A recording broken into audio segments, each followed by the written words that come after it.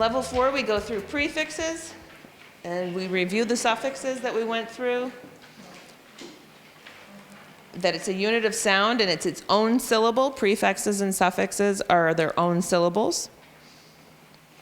And again, if they're able to, teaching children root words is fantastic. If you can work it in, if they can learn the Greek and Latin roots. I know that sounds a little advanced, but some basic ones like bio, or ology, we teach that, and it teaches that that's the study of, right? That kind of thing. And they usually really enjoy learning those bits of information because then they can kind of guess what words mean. The fourth spelling rule is the 2-1-1 doubling rule. Again, this is important to know where the accents are in words. This sounds a little complicated, but once you do it a couple times, you'll get the hang of it. If the last syllable of a base word is 1, 1, and 1, one syllable, one short vowel, and is accented, double the final consonant before adding a suffix beginning with a vowel. I know. So permit, it's not permit, it's permit. That's the one that we're talking about. We would double the T before adding ed, ing, depending if it starts with a vowel. If it's one of the suffixes that has like meant or full or ness, then it begins with a consonant. We don't have to worry about it. Travel, these ones are always tricky. I still struggle with them actually. Travel, so the first syllable is accented. That means that you do not double the L. Counseling, that one I always want to double the L anyways. So then after that we go to why magic E says E or says I as well. Y is just behaving exactly like an I in that case. Why magic E, like type. And I'm just giving short examples because again, these aren't huge lessons. These are just things that might take a second to teach, right? With just a little mini lesson. The consonant LEs, those are a big one to teach. They're difficult to pronounce. Bulls, dulls, pulls, tolls, zol, gol, and full, right? And they learn those as a chunk. They learn to look at them and master them.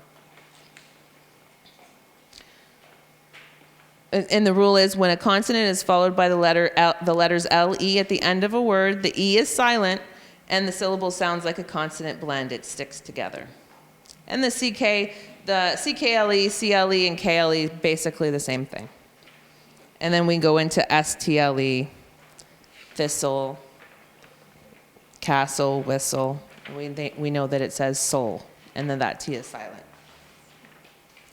Spelling rule number 5 is final Y to I. When a base word ends in a consonant Y, change the Y to an I before you add anything, the vowel, anything that begins with the vowel, the suffix. So U magic E, U E, and U magic E also say oo. That's an oo sound. So when we say ask what says oo, it's O says oo, and U E and U magic E.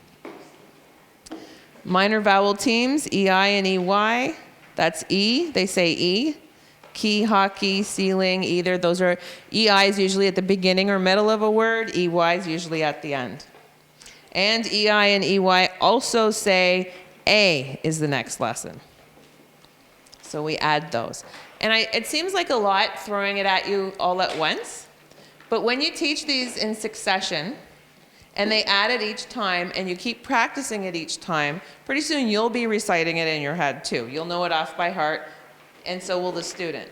Because every single time you sit with them and they recite what says A, it's just going to keep building in their memory. A says A magic E, so I can rattle them all off, right? I've done it so many times, and you go through it, and they do learn it, and they are able to rattle it off quickly. It seems a little impossible, but we're just going through it quickly. This is like 2 years of teaching right here. We're up to this point almost. One of the last syllables at the bottom there is a VV syllable division.